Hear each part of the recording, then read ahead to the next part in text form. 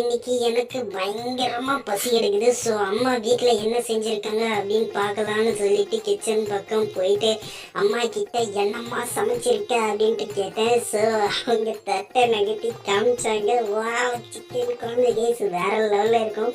So colour பார்த்தாலே உங்களுக்கே தெரியும். அதை கிண்டி வேற காட்டுறாங்களே, இப்பயே பசிக்குது. ஸோ சூப்பராக இருக்கும் கேஸ்.